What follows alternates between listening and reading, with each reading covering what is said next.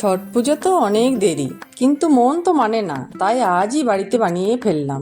প্রথমেই আমি কিছুটা পরিমাণ নারকেল কোড়া নিয়েছি, তারপর 2 কাপ পরিমাণ আটা, 1 কাপ সুজি, 1 কাপ ময়দা,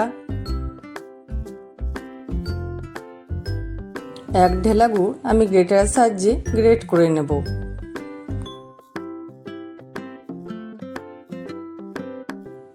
তারপর 1 চামচ মৌরি, 1/2 কাপ সাদা তেল,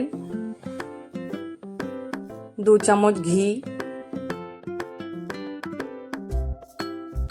1/2 কাপ চিনি খুব ভালোভাবে মিশিয়ে নেব। দেখব একটা মুঠো বাঁধা যাচ্ছে, তখন আমি খুব অল্প অল্প করে জল দিয়ে একটা শক্ত ডো বানিয়ে নেব।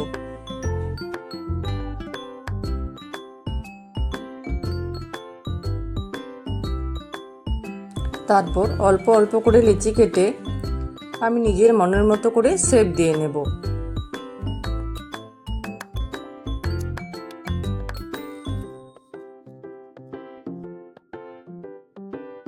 এইভাবেই আমি সবগুলো বানিয়ে নিয়েছি।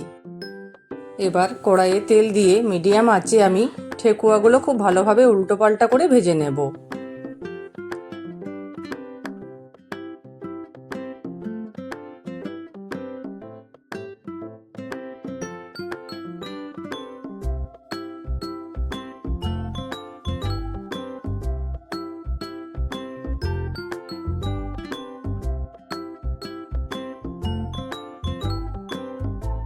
তাহলে আপনারাও বাড়িতে বানিয়ে নিন এভাবে খাস্তা ঠেকুয়া।